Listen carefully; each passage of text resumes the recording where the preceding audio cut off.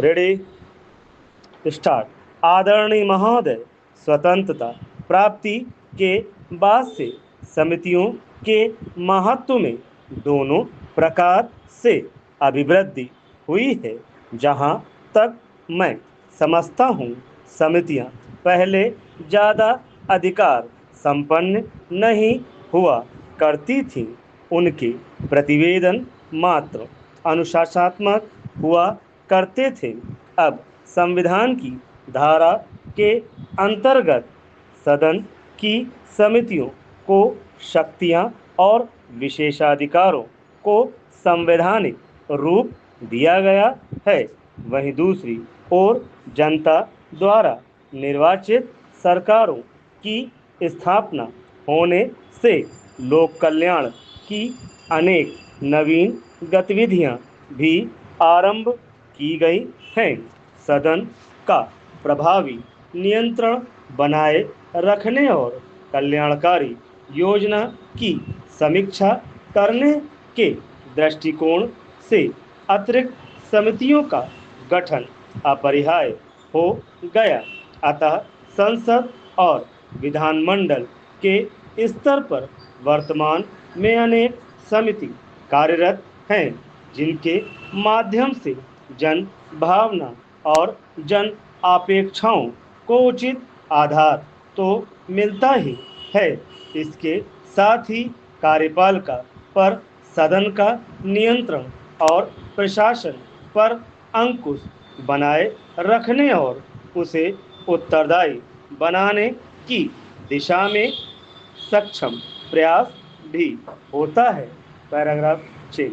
प्रायः समितियां विभिन्न राजनीतिक दलों के सदस्यों को सम्मिलित कर गठित की जाती हैं, जिससे उनमें एक सशक्त सामूहिक भावना पैदा होती है, जिसके कारण सदस्य दलगत भावना से ऊपर उठकर प्रश्नों के ऊपर गुण-दोष के आधार पर निष्पक्ष रूप से विचार करते हैं। समितियों से जुड़े होने के कारण सदस्यों को विभिन्न विषयों में विशेष विशेषज्ञता भी प्राप्त होती है। यदि संबंधित विभाग ने उपलब्ध साधनों का उपयोग करके जो कार्य किया है, उसकी जांच समिति अच्छी तरह से कर सकती है। इसके अलावा संसदीय समितियां महत्वपूर्ण विषयों पर चर्चा के लिए सदन का समय बचाती हैं और सदन को विषयों की व्यापकता में जाने से रोकती हैं, जिससे वह नीतियों और महत्वपूर्ण सिद्धांतों के विषयों पर नियंत्रण रख सके।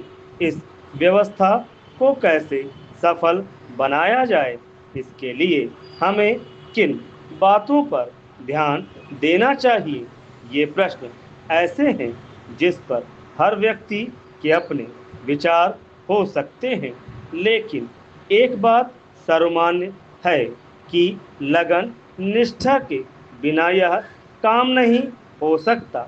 इसके गठन से ऐसे लोग भी सतर्क रहते हैं जिन्होंने कभी कोई लापरवाही की हो, बेईमानी की हो, सार्वजनिक धन का दुरुपयोग किया हो अथवा समिति को वांछित जानकारी का दस्तावेज देने में विलंब किया हो। वे जानते हैं कि हमने यह कार्य किया तो समिति जनता के सामने उनका भांडाफोड़ देगी।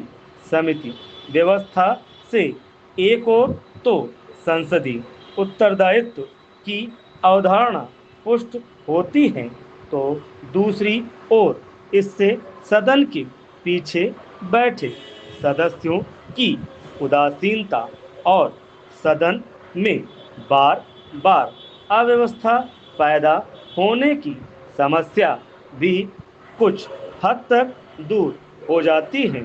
इससे पीछे बैठने वाले सदस्यों में कार्रवाई के प्रति सक्रिय रूप से भाग लेने की इच्छा पैदा होती है। ये सदस्यों को संबंधित विषयों पर गहन अध्ययन के अवसर प्रदान करती है। इन समितियों की बैठक में सूक्ष्मता से बिना भेदभाव के चर्चा और विचार विमर्श किया जाता है।